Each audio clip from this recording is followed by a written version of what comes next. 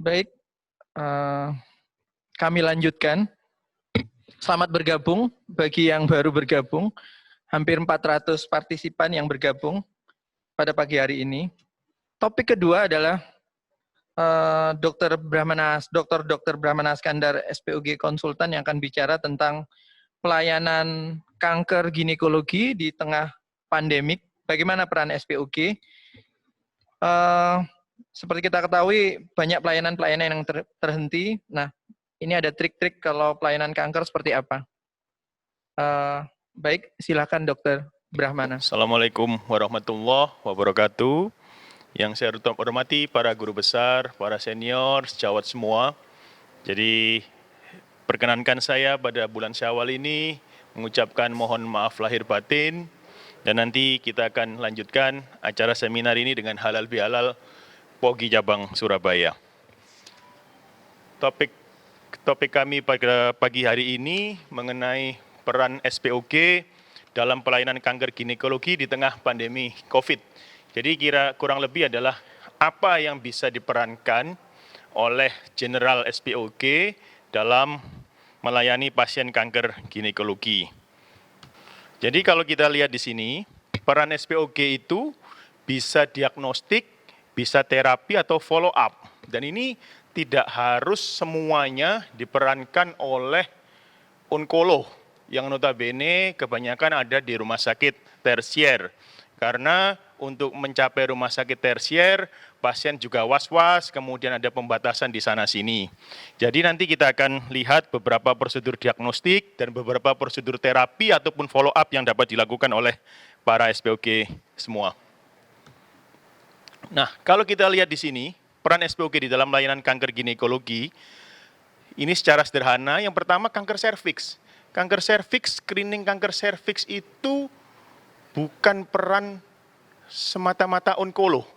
Jadi itu adalah peran SPOG, bahkan juga peran general practitioner atau dokter umum. Kanker serviks, screeningnya. Nah, kemudian yang kedua adalah kanker endometrium. Kanker endometrium ada perannya enggak SPOG? Ada, yaitu pada diagnostik kanker endometrium. Peran juga ada pada terapi. Ini nanti kita lihat terapi apa, di mana peran para SPOG dalam terapi kanker endometrium.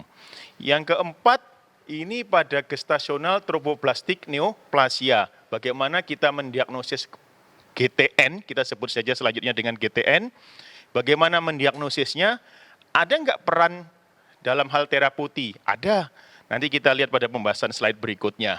Nah, yang terakhir ini adalah follow up. Nah, follow up ini bisa dilakukan tidak harus di center tersier, apalagi di tengah era pandemi. Nah, screening kanker serviks ini adalah peran para sejawat semua. Jadi mulai pap smear, mulai tes HPV, bahkan kolposkopi. Yang sudah pelatihan kolposkopi bisa langsung mempraktekkan kolposkopi. Kemudian terapi, baik terapi eksisi maupun ablasi, lip, kemudian konisasi, boleh dilakukan bila telah mengikuti pelatihan. Jadi sebetulnya peran-peran ini tidak harus di center tersier, tetapi bisa dilakukan di daerah. Nah, kolposkopi. Jadi prinsip dasar kolposkopi itu sebetulnya hanya pemeriksaan visual serviks dengan pembesaran. Melihat bagaimana permukaan serviks dengan pembesaran. Kita nilai permukaan epitelnya, kita nilai pembuluh darahnya, kita nilai acetoide-nya, dan lain-lainnya. Sebetulnya apa indikasi kolposkopi? Indikasi kolposkopi itu semua pap smear abnormal. Idealnya adalah semua pap smear abnormal dilakukan kolposkopi. Tetapi di negara kita punya keterbatasan, bahkan di kota besar pun tidak setiap rumah sakit mempunyai fasilitas kolposkopi. Jadi keunggulan kolposkopi itu bahkan pada saat biopsi, bila dilakukan kolposkopi, maka biopsinya bisa lebih terarah dengan panduan kolposkopi. Jadi SPOG boleh melakukan kolposkopi dan sebetulnya disarankan melakukan kolposkopi pada praktek sehari-hari. Nah, kemudian tes HPV.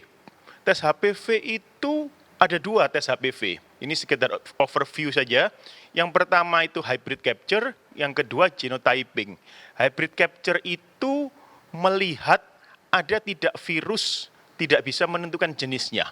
Jadi ketika hybrid capture itu dinyatakan positif, maka minimal salah satu HPV resiko tinggi itu positif. Kita tidak bisa tahu HPV 16 kah, HPV 18 kah, HPV 31 kah, atau kombinasi, ada 2, ada 3 HPV resiko tinggi, tidak tahu kita. Tetapi positif, minimal mengandung satu tipe HPV resiko tinggi. Ini adalah hybrid capture. Dan ini sangat mudah, karena apa? Karena pengambilan spesimennya bisa jadi satu sekaligus pada pengambilan spesimen pap smear yang liquid base. Jadi spesimennya jadi satu, diperiksa ke laboratorium untuk 2 pemeriksaan. Pap smear untuk melihat sitologi, dan yang kedua melihat positif tidaknya virus HPV risiko tinggi. Yang kedua adalah genotyping. Kalau genotyping ini mengetahui jenis virusnya. Apakah saya ini positif 16, apakah saya positif 18, apakah saya positif 31, 33, 58, dan sebagainya, akan keluar hasilnya itu. Bisa saja seseorang itu positif dengan satu jenis HPV, bisa saja orang itu terinfeksi dengan multiple HPV. Jadi genotyping itu hasilnya dapat memberikan informasi tentang jenis HPV yang menginfeksi seorang pada spesimen serviks. Ya. Nah, terapi lesi prakanker, ini semua bisa dikerjakan oleh para SPOG semua, para sejawat semua. Jadi follow up. Ada yang terapi lesi prakanker, misalnya prakanker CIN1, low grade squamous intraepithelial lesion, atau HPV infection only, maka cukup follow up saja, tidak perlu dilakukan tindakan apa-apa. Nah, ini adalah peran SPOG, membaca hasil pap smear, kemudian menerapkan guidance atau aplikasi klinisnya bagaimana. Yang kedua, terapi ablasi. Ablasi itu bisa krioterapi, bisa electrocauter, bisa cauter dengan laser. Boleh dilakukan, boleh oleh SPOG. Ya. Kapan dikerjakan nanti kita lihat pada slide berikutnya. Terapi eksisi, lip, kemudian konisasi, boleh dikerjakan oleh SPOG. Jadi ini adalah peran-peran SPOG pada screening kanker serviks dan terapi lesi prakanker serviks. Kita lihat contoh. Pada praktek sehari-hari kita sering menerima hasil pap smear low grade squamous intraepithelial lesion. Tetapi begitu kita periksa menggunakan spekulum, serviksnya tampak mulus licin, hanya ada aceto white lesion tipis begitu. Dan kemudian hasil pap smearnya low grade squamous intraepithelial lesion. Perlu diobati tidak? Perlu cauter tidak? Perlu lip tidak? Jawabnya kalau seperti demikian, kondisi serviksnya itu licin, mulus, hanya ada aceto white lesion ringan, maka sebetulnya resiko low grade tersebut menjadi kanker serviks sangat kecil, hanya 0,16%. Tindakannya dilakukan apa? Just follow up, do nothing. Jadi hanya dilakukan follow up pada low grade squamous intraepithelial lesion. Dasarnya apa? Karena kemungkinan menjadi kanker serviks sangat kecil. Bahkan satu penelitian mengatakan less than 1% menjadi kanker serviks kalau low grade squamous intraepithelial lesion, atau kategori lama dibaca sebagai CIN, cervical intraepithelial neoplasia. Nah, kapan kalau begitu low grade seal, seperti gambar pada contoh ini, kelihatan aceto white lesion tipis, tapi semua epithelial cervix tampak normal, maka kalau kita menjumpai hasil pap smear low grade squamous intraepithelial lesion seperti ini, maka hanya follow up. Dilakukan tindakan satu, bila persisten sampai dengan 2 tahun. Misalnya kita kontrol lagi sampai 2 tahun tetap persisten LSL-nya, maka perlu dilakukan tindakan. Atau pada saat pemeriksaan, kita tidak yakin ini low grade, tapi masih ada kemungkinan high grade. Ketika kita pada kondisi demikian, maka harus dilakukan tindakan, tidak bisa hanya observasi saja. Jadi adalah indikasi tindakan pada low grade adalah 2 ini, persisten 2 tahun, atau bila ada kecurigaan high grade squamous intraepithelial lesion. Nah, ini kita lihat pada high grade. Kalau tadi pada low grade, terapi standarnya adalah follow up. Bila tidak ada kecurigaan high grade, bagaimana ketika kita menjumpai high grade lesion pada hasil pap smear? Maka idealnya adalah di kolposkopi, seperti indikasi kolposkopi. Tadi memang semua pap smear abnormal. Tetapi bila tidak, maka maaf ini bukan low grade tetapi ini high grade. Kalau high grade tidak boleh hanya observasi, harus do something. Jadi jangan sampai kita menjumpai CIN3, ini enggak masalah Bu, ini bisa dikontrol lagi, hilang sendiri. No, itu harus dilakukan sesuatu. Ya. Pilihan terapinya apa? Bisa terapi ablasi, elektrokuter, laser, kemudian krioterapi, atau eksisi. Eksisi bisa lip, kemudian bisa konisasi. Tetapi kalau ada fasilitas dan mampu laksana, eksisi adalah pilihan terapi terbaik untuk high grade squamous intraepithelial lesion. Karena apa? Karena mendapat konfirmasi sediaan spesimen histopatologi. Terapi ablasi hanya merusak selnya, kemudian tumbuh sel baru yang normal. Tetapi pada lip, konisasi kita mendapat sediaan spesimen histopatologi untuk mengkonfirmasi diagnosis. Ini boleh dilakukan di daerah pun boleh karena alatnya sederhana. Lip itu dilakukan cukup dengan local anestesi. Local anestesi caranya bagaimana? Sebagai yang simple, pakai spet 5 cc, kemudian jarumnya diganti jarum spinoken untuk subarachnoid block, kemudian diberikan lidokain infiltrasi di beberapa tempat, dilakukan lip. Dan itu cukup, tidak perlu general anestesi dan lain-lain. Sehingga simple, apalagi di tengah pandemi, sebisa mungkin quick in, quick out. Kalau bisa tidak di OK besar, tidak perlu di OK besar. Ini adalah lip, contoh praktisnya lip. Atau dilakukan konisasi. Semua boleh dilakukan oleh SPOK. Nah, kita lihat pada kanker endometrium. Pada kanker endometrium, beberapa peran SPOK pada kanker endometrium ada beberapa. Kita lihat di sini. Tolong slide-nya. Pada kanker endometrium.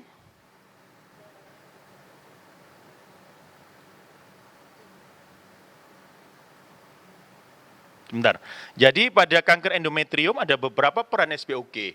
Mulai dari segi diagnostiknya sampai segi terapeutiknya. Dari segi diagnostiknya, maka kita kenal yang namanya kuret. Jadi kalau kita berbicara mengenai postmenopausal bleeding, kalau misalnya ada 100 peserta pendidikan begitu ya, di survei yang pada awal-awal, tindakannya apa kalau postmenopausal bleeding? Spontan jawabannya adalah kuret. Padahal postmenopausal bleeding jawabannya adalah yang pertama adalah mengevaluasi serviks, serviksnya licin atau tidak dengan pemeriksaan spekulum, dan kemudian kita lakukan transvaginal sonografi. Transvaginal sonografi untuk melihat tebal endometrium. Jadi bukan yang utama adalah kuret. Kuret dilakukan ketika endometrium tebalnya lebih dari 4 mm. Dan jangan lupa harus dilakukan pemeriksaan spekulum dengan melihat kondisi serviks. Seringkali dengan alat canggih, CT scan, MRI, USG, kemudian kita tidak melakukan pemeriksaan dasar menggunakan spekulum, begitu ada postmenopausal bleeding, langsung USG, bahkan USG-nya USG abdomen, ternyata begitu dioperasi CA serviks. Dan ini terjadi, ya, jadi terjadi. Mohon maaf, slide-nya masih ada trouble sinyal. Nah ini jadi. Nah, jadi peran SPOK pada kanker endometrium bisa diagnosis, bisa terapeutik. Diagnosisnya apa? Kita lihat di sini. Jadi kalau seperti yang kita bicarakan tadi, bahwa tidak langsung semuanya dilakukan kuret. Kuret dilakukan atas indikasi bila tebal endometriumnya lebih dari 4 mm. Kalau kita lihat pada tabel ini, penyebab utama paling besar porsinya postmenopausal bleeding justru bukan kanker endometrium. Kanker endometrium hanya sebagian kecil. Yang terbesar adalah tahap atrofi, kemudian polip, dan lain-lain. Ya. Nah, jadi evaluasi perdarahan pasca menopause itu jangan lupa yang pertama, pemeriksaan dalam. Jangan USG-nya kemudian 5 dimensi, kemudian kita tidak melakukan pemeriksaan spekulum. Ya. Kemudian pemeriksaan yang kedua adalah pemeriksaan dasarnya adalah transvaginal sonografi. Indikasi kita melakukan kuret endometrium bila endometrial thickness-nya lebih dari 4 mm. Atau gambaran endometriumnya ada peningkatan eko atau diffus maupun lokal. Atau endometriumnya tidak jelas bisa dievaluasi. Pada suatu kondisi kita tidak mendapat gambaran endometrium seperti gambar pada USG di slide ini. Ini bagus. Kadang-kadang kita tidak semudah itu mendapat gambaran bagus endometrial thickness. Bila tidak bisa dievaluasi, adalah indikasi dilakukan kuret. Atau setelah kita berikan pengobatan, meskipun endometriumnya itu kurang dari 4 mm, tetapi perdarahannya berulang dan persisten. Maka indikasi dilakukan biopsi endometrium. Kenapa kata-katanya biopsi? Kalau di luar negeri sebetulnya biopsi, cukup dengan alat biopsi, mirip kita masang IUD begitu, masuk ke dalam ostium uteri externum, masuk ke dalam, kemudian kita mendapat spesimen biopsi. Tapi kalau di Indonesia, kebanyakan cara biopsi endometrium tersebut dilakukan dengan cara kuret. Ya.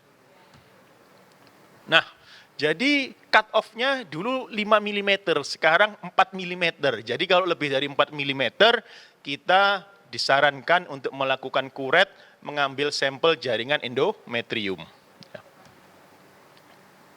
Nah, hati-hati dengan kuret. Seringkali kita kuret, kemudian dikirim spesimennya, itu kita harus memastikan pasiennya kontrol ke kita lagi.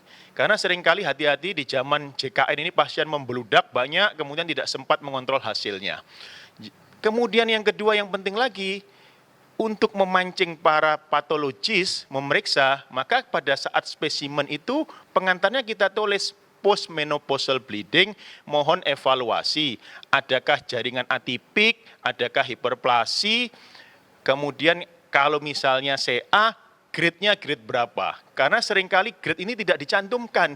Dua kemungkinan, kita tidak meminta, yang kedua patologinya tidak memeriksa, yang ketiga memang sulit dievaluasi. Tapi grade ini paling penting, karena ini adalah dasar kapan bisa SPOG melakukan terapi atau operasi kanker endometrium. Grade informasi yang sangat penting.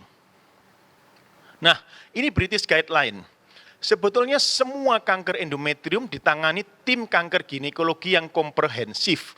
Jadi komprehensif itu dibicarakan di tumor board, ini acara di divisi onkologi ginekologi. Setiap hari Rabu kita bicarakan semua kasus yang sudah dioperasi, yang mau dioperasi, ataupun kasus yang memerlukan keputusan penting. Kapan bisa SPOG melakukan operasi pada kanker endometrium? Ini yang saya beri kotak, stadiumnya stadium 1A, grade-nya grade 1-2, bisa ditangani oleh SPOG yang merupakan bagian dari tim kanker ginekologi. Jadi tidak bisa solo. Nah, ini sangat bisa ditempuh di era komunikasi yang sangat mudah sekarang. Di tengah pandemi, misalnya melakukan kuret di suatu daerah, komunikasilah ke salah satu onkologi. Ini hasilnya begini, nah nanti diputuskan bersama. Jadi sebetulnya guideline-nya adalah bisa dioperasi oleh SPOG yang merupakan bagian dari tim kanker ginekologi yang komprehensif. Nah, ini tidak harus di center tersier, tapi sekarang ada WA, hasil kuret bisa di WA-kan untuk konsultasi, hasil MRI bisa di WA, jadi kita bisa komunikasi. Intinya kanker endometrium stadium 1A, grade-nya grade 1-2 bisa ditangani oleh SPOG dalam hal operasinya. Jadi kita perhatikan di situ grade sangat penting. Kalau tidak ada informasi grade, kita bisa minta review ke dokter patologi. Harus dikerjakan oleh onkologi bila hasil kuretnya itu grade-nya grade 3 atau di luar adenokarsinoma. Kalau kita bacaannya di luar adenokarsinoma, papillary serous, clear cell, karsinosarkoma, atau yang aneh-aneh kita tidak pernah dengar, mending konsultasi, mending dirujuk begitu. Atau bila terdapat infiltrasi ke serviks atau ekstrauterin, misalnya kelenjar getah bening, ovarium, dan lain-lain. Nah, poin kedua ini perlu dicatat, ketika kita menjumpai kuret, hasilnya grade 1, maka tidak boleh kita, grade 1 langsung operasi, karena grade bisa salah juga. Jadi tetap harus dievaluasi, ada penyebaran ke ekstrauterin atau tidak, harus ada upaya. Baik itu melakukan CT scan, melakukan MRI. Jadi tidak bisa grade 1, kemudian operasi, angkat rahim total, ovarium kanan kiri diangkat, selesai. Tidak demikian, karena harus dipastikan tidak ada infiltrasi ke serviks atau ekstrauterin. Kalau ada, sebaiknya dirujuk ke tim onkologi ginekologi. Kalau yang ketiga ini, rasanya sejawat semua di daerah juga sudah kewalahan, kanker endometrium rekuren, langsung dirujuk. Memang guideline-nya adalah langsung dirujuk ke center tersier. Nah, jadi sebetulnya itu ada tim dengan advance training, kita bilangkan training, itu yang menseleksi pasien mana bisa dikerjakan oleh SPOG, pasien mana harus dikerjakan oleh onkologi. Jadi itu tergabung dalam satu tim. Nah, kalau misalnya sejawat semua ada di rumah sakit sekunder, maka bisa telepon ke para onkolog di rumah sakit tersier. Saya punya kasus ini, hasil MRI-nya begini, hasil CT scan-nya gini, evaluasi saya begini, bisa didiskusikan. Kemudian diputuskan oleh ginekolog-onkolognya itu, udah kerjakan aja di sana dengan pemantauan kita. Dikerjakan cukup total histerektomi plus bilateral salpingo-ovarektomi. Jadi ini kira-kira yang penting tentang kanker endometrium, bagaimana peran SPOG. Kemudian harus dilakukan pemeriksaan apa untuk kita mengetahui ini sudah ada ekstrauterin atau tidak. Yang paling bagus sebetulnya MRI itu keunggulannya untuk soft tissue. Soft tissue dalam kanker endometrium, kita ingin tahu ada invasi ke serviks atau tidak, ada invasi ke myometrium atau tidak, plus kelenjar getah bening, ovarium, dan lain-lain. Jadi British Society of Gynecologic Oncologists mensarankan MRI untuk mendeteksi ada metastasis ke kelenjar getah bening atau tidak. Misalnya telah dilakukan MRI di center sekunder di daerah, kemudian hasilnya positif, komunikasi ke onkologi ginekologi. Ya. Jadi operasi pada kanker endometrium kita lihat bisa hanya TAHBSO, total abdominal hysterectomy plus bilateral salpingo-ovarektomi, dilakukan kalau tadi syaratnya grade-nya grade 1-2, tidak ada ekstrauterin, tidak ada infiltrasi ke serviks. The best sebetulnya adalah MRI. Ovarium bisa dipertahankan dengan edukasi, karena ada kemungkinan occult metastasis sekian persen, meskipun persentasenya tidak besar. Di luar yang sebelah kiri itu, semua harus dilakukan dengan limfadenektomi. Konsulkan ke tim kanker ginekologi di center tersier. Ini kalau adenokarsinoma grade-nya grade 3, atau histopatologinya selain adenokarsinoma grade 1-2, kemudian ada infiltrasi serviks, ada infiltrasi ekstrauterin. Kalau yang seperti ini, kenapa harus di center tersier? Karena operasinya cukup rumit. Karena harus dilakukan limfadenektomi pelvis, bahkan sampai para aorta. Contoh yang sebelah kanan itu para aortanya memang harus sampai mulus licin, terambil semua kelenjarnya. Karena bisa terjadi occult metastasis di situ. Kalau kita hanya melakukan angkat rahim indung telur kanan kiri, kemudian selesai, yang sebetulnya occult metastasis di para aorta belum tersentuh, kemudian menjadi site of recurrency. Ya, jadi ini harus dipahami kapan dikerjakan yang kiri, kapan dikerjakan yang kanan, yang kiri adalah porsi SPOG. Ya. Nah, syarat, kita ulang lagi, syaratnya apa? Pastikan jenis histopatologinya adenokarsinoma grade 1-2. Di luar itu, harus dirujuk di luar itu. Ini pun yang adenokarsinoma grade 1-2 tetap harus dikomunikasikan dengan tim onkologi ginekologi, dan pasien selection dilakukan oleh tim onkologi ginekologi. Ini bisa dikerjakan di sana HTSOP atau THBSO begitu. Ya. Tidak ada infiltrasi ke serviks, tidak ada penyebaran di luar uterus. Kemudian bila durante operasi, ini catatan. Bila ternyata durante operasi ditemukan penyebaran di luar uterus, maka ada onkologi yang bisa dipanggil join pada saat operasi supaya operasinya sempurna, artinya limfadenektominya dilakukan pelvis, para aorta, dan lain-lain. Karena kalau ternyata durante operasinya ternyata ditemukan berbeda, tidak sesederhana preoperasinya, maka itu onkologi ginekologi harus turun pada saat itu, supaya pasiennya tidak 2 kali kerja. Ya. Nah, ini penting juga, apa peran SPOG pada GTN, gestasional trophoblastic neoplasia? Data menunjukkan 20% dari seluruh mola hidatidosa komplit akan berkembang menjadi GTN. Ini angka yang bisa jadi modal kita memberikan edukasi pada pasien. Seorang pasien mola sembuh, kemudian tanya, dok berapa persen saya menjadi ganas? Jawabnya 20% kalau dia komplit mola hidatidosa. Kalau parsial lebih kecil lagi. Ya. Kapan seorang yang mola kemudian sudah evakuasi, beta HCG-nya telah mencapai normal, maka tetap harus di follow up. Kapan kriteria dia masuk menjadi gestasional trophoblastic neoplasia? Ada pada slide ini. Yang pertama, beta HCG-nya plato 4 kali. Jadi turunnya tidak lebih dari 10%, tidak lebih dari 10% selama 4 kali. Itu salah satu indikasi. Yang kedua, atau beta HCG 3 kali pemeriksaan mingguan naik lebih dari 10%. Perlu dicatat bahwa beta HCG yang ideal pada saat pasca evakuasi mola dilakukan secara mingguan. Gini. Jadi memang biayanya tidak murah, mudah-mudahan ditanggung oleh JKN begitu ya. Idealnya memang seminggu sekali. Atau yang ketiga, beta HCG tetap positif 6 bulan pasca evakuasi mola. Atau yang keempat, ketika kita melakukan kuret, kemudian hasilnya korio CA, maka detik itu juga pasca evakuasi harus segera diberikan kemoterapi. Jadi ini adalah kriteria diagnosis gestasional trophoblastik neoplasia atau bentuk malignan dari hidatidiform mole. Ya. Nah ini penting, reminding saja, lokasi metastasis GTN paling sering adalah paru. Dikatakan paru itu hampir 80%. Kalau paru bersih, dikatakan yang lain juga biasanya tidak ada. Begitu paru ada, yang lain bisa mengikuti. Di vagina, di otak, di liver, ini adalah 4 tempat site metastasis dari GTN yang harus diwaspadai. Ya. Jadi jangan lupa, begitu kita mendiagnosis pasien itu dari mola dan ternyata masuk pada GTN, harus pemeriksaan dasar dilakukan. Pemeriksaan spekulum tidak bisa dilakukan dengan USG saja. Kalau dengan USG saja, apalagi USG abdomen, dilakukan, oh tidak ada metastasis, ternyata di vagina sebetulnya sudah ada metastasis. Jadi sebetulnya semua guidance klinis itu mengajarkan kepada kita tidak boleh meninggalkan yang basic.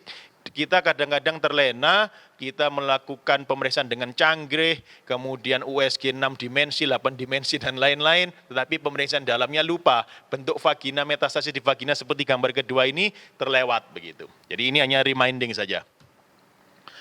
Nah, apa pemeriksaan awal pada GTN? Spekulum vagina melihat ada tidaknya metastasis. Yang kedua, fototoraks melihat metastasis paru. Yang ketiga, labnya juga sederhana, beta HCG, liver function test, dan renal function test. Gunanya apa renal function test? Untuk lihat kemoterapi bisa diberikan atau tidak.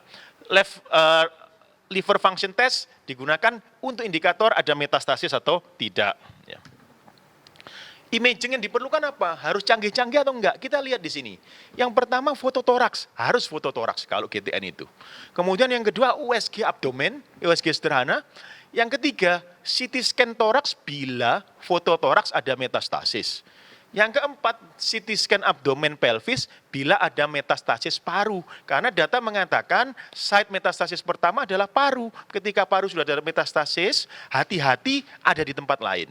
Yang kelima, MRI kepala bila ada metastasis paru. Jadi metastasis paru adalah poin penting sehingga fototoraks itu harus dilakukan begitu kita mendiagnosis pasien kita masuk pada gestasional trophoblastik neoplasia.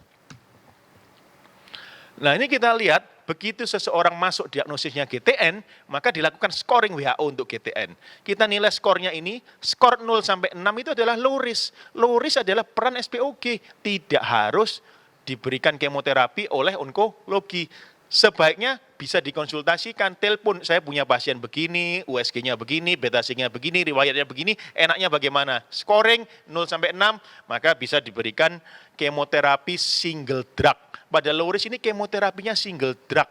Kemungkinan resisten terhadap kemoterapi lebih kecil, makanya disebut dengan low risk. Dan ini adalah bisa diperankan oleh SPOG dalam pengobatannya.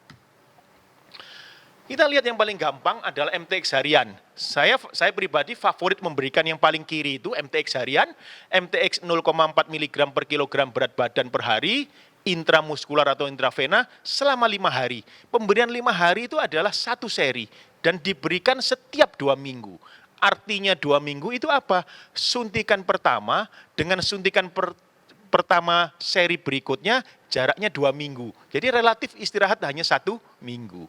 Atau yang kedua misalnya orangnya jauh, orangnya susah transportasinya, maka diberikan MTX mingguan 30-50 mg bukan per berat badan, tapi per meter square. Nanti dihitung meter square-nya, sekarang ada Google dan lain-lain, diberikan intramuskuler secara mingguan. Tetapi hasil menunjukkan lebih efisien dan efektif yang paling sebelah kiri, MTX harian. Dan ini mudah ini, 0,4 mg berat badan per kilogram berat badan. Misalnya okelah kita pakai 0,5, beratnya 50, kita berikan 25. Hari ini intramuskuler 25, besok intramuskuler 25, sampai 5 hari, selesai 1 seri. Istirahat seminggu, mulai lagi diberikan seri berikutnya. Dan mampu laksana, tidak harus di center tersier. Yang ketiga yang paling kanan bisa diberikan actinomycin. Actinomycin cara pemberiannya bisa setiap hari atau tiap 2 minggu sekali. Tapi yang paling gampang yang paling kiri. Saya merekomendasi secara pribadi yang paling kiri bisa diberikan, diaplikasikan di mana saja. Selama obatnya ada. Kadang-kadang mencari MTX obatnya agak sulit karena obatnya tidak terlalu mahal. Ya. Nah, sediaan MTX, kita lihat, sebetulnya kita itu sebagai dokter harus tahu sediaan obat. Karena kita bisa ditanya perawat, bisa ditanya pasien. Sediaan MTX itu pada prinsipnya kebanyakan adalah per milinya 25 mg. Ada yang totalnya 50, ada yang totalnya 100, ada yang totalnya 250, ada yang totalnya 1000. Karena ada juga pemberian MTX high dose. Kita pakai yang paling kiri. Jadi kita memberikan resep, bila indikasi memberikan MTX harian, kita berikan resep kemasan 50 mg per vial, isinya 2 cc. Berarti setiap kali suntik kalau beratnya 50, kira-kira sekitar 1 cc intramuskuler setiap harinya selama 5 hari, dan itu disebut dengan 1 seri.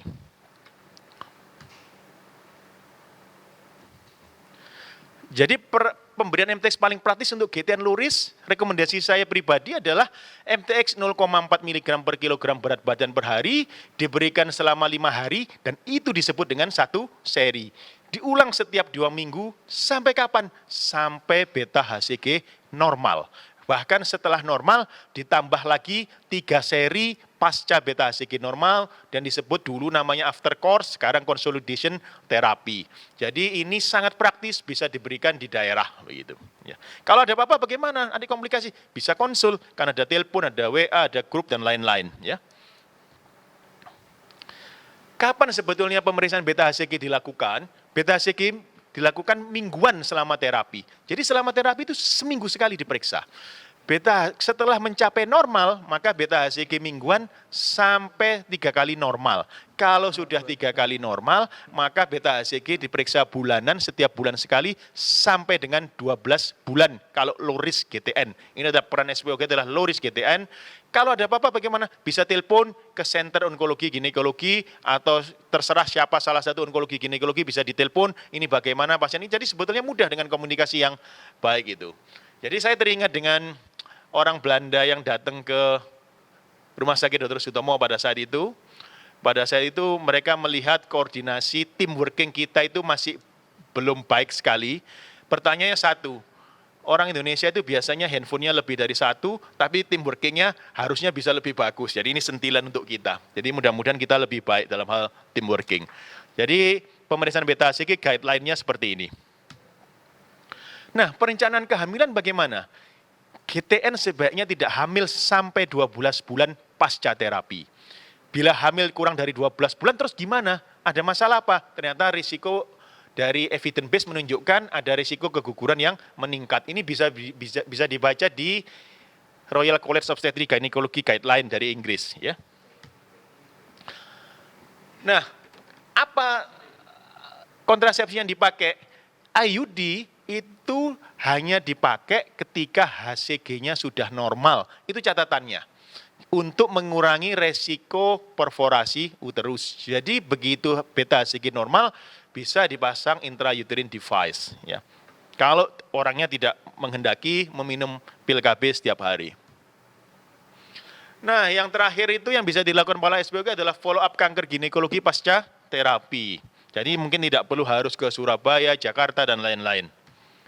Kita lihat di sini, kalau kanker serviks hanya perlu diagnosa fisik dan pemeriksaan dalam, sederhana. Dan kadang-kadang kita melewatkan yang sederhana, langsung canggih-canggih. Kanker serviks follow up-nya MRI, kanker serviks follow up-nya CT scan, no. Diagnosa fisik, pemeriksaan dalam, kemudian pasmir juga tidak diperlukan lagi, imaging hanya atas indikasi. Ya. Kanker endometrium bagaimana? Sama, diagnosa fisik, pemeriksaan dalam, imaging atas indikasi, pasmir juga tidak perlu. Jadi sebetulnya sederhana follow up-nya. Di follow up kapan? Pada dasarnya secara mudah adalah tiap 3 bulan sekali sampai 2 tahun, tahun kedua sampai tahun kelima tiap 6 bulan sekali, tahun kelima sampai tahun ke-10 tiap 1 tahun sekali. Kita lihat yang GTN. Yang GTN adalah hanya perlu diagnosa fisik, pemeriksaan dalam, beta HCG mingguan tadi ada guidance-nya pada slide sebelumnya, imaging atas indikasi. Jadi semua itu atas indikasi imaging kalau lihat evidence-nya. Kanker ovarium, tumor marker tidak rutin lagi. Kenapa? Di Belanda pun tidak rutin tumor marker.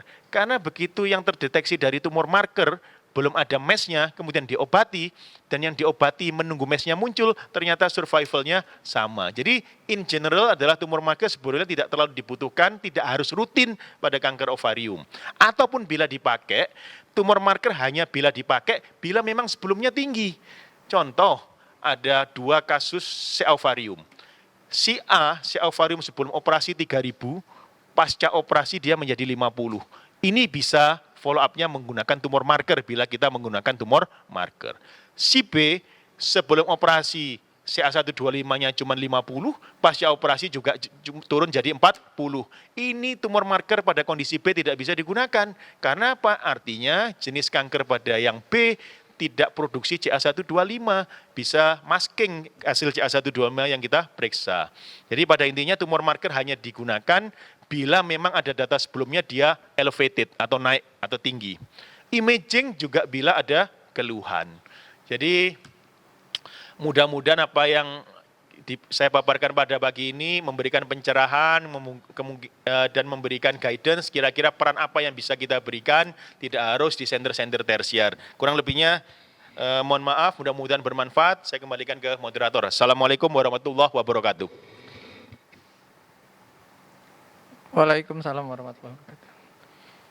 Baik, terima kasih Dr. Brahmana. Jadi ini peran kita ya, peran SPOG ya, di tengah pandemik.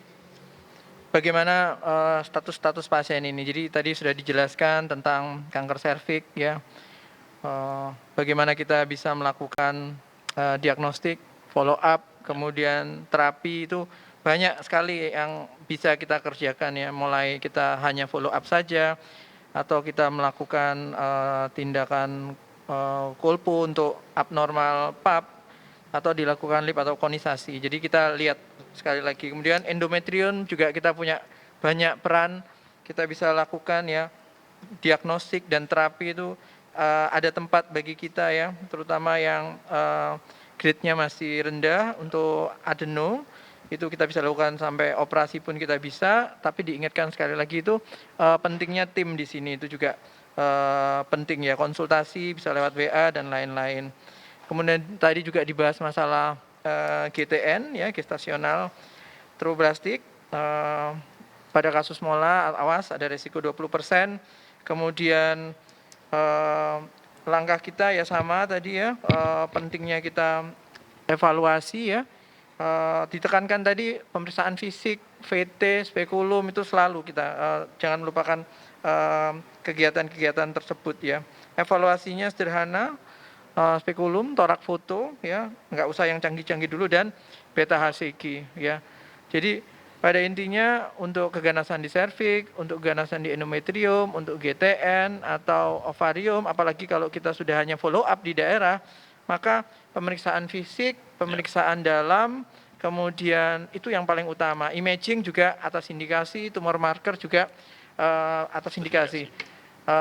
Ini ada pertanyaan Dok, langsung aja. Tapi saya ingatkan kembali untuk mendapat SKP,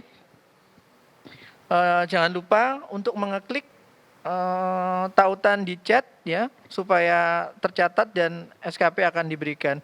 Pertanyaan pertama oleh Dr.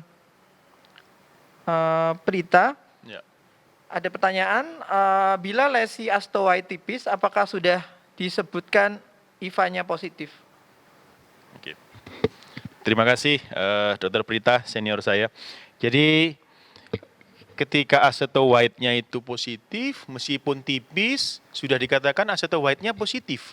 Bahkan pada pelajaran kolposkopi kita dilatih bagaimana batas dari aceto white, bagaimana surface permukaannya rata atau tidak, bagaimana pembuluh darahnya. Jadi secara singkat ketika itu ada aceto white, meskipun tipis sudah dikatakan aceto white. Seperti pada gambar slide saya tadi sangat tipis aceto white-nya itu. Tapi overall permukaan serviksnya licin. Pada kondisi demikian tidak ada keluhan apa-apa, orangnya cukup observasi. Secara singkat jawabnya sudah termasuk aceto white-nya positif. Terima kasih. Baik, jadi dikatakan sudah positif itu Ya. Dok. Kemudian ada pertanyaan kedua, ini oleh Dr. Ahmad Hussein ya. dalam kemoterapi, apa diperbolehkan di daerah jika tidak ada farmakologi klinik, Ya. dan apa bukan oleh ilmu penyakit dalam bagian endokrin. Nah, Oke, terima kasih. Mengenai kemoterapi ini, jadi pemberian kemoterapi memang tidak sesimpel kita memberikan obat, nggak ada alergi, selesai. Tapi efek sampingnya banyak. Bahkan yang paling sederhana pun, untuk mencampur kemoterapi tidak semua rumah sakit, bahkan di Surabaya pun tidak semua rumah sakit diperbolehkan secara standar mencampur obat kemoterapi.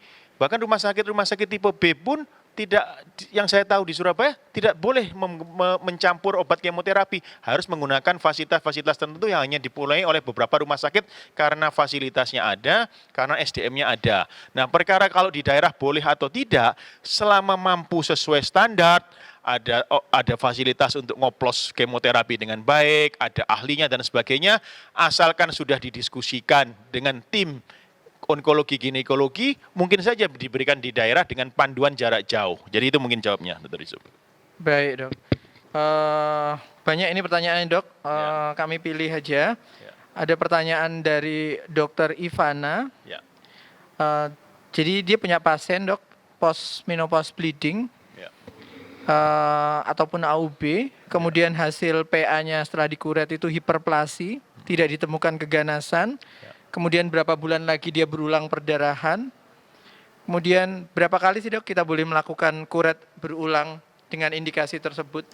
Oke, terima kasih.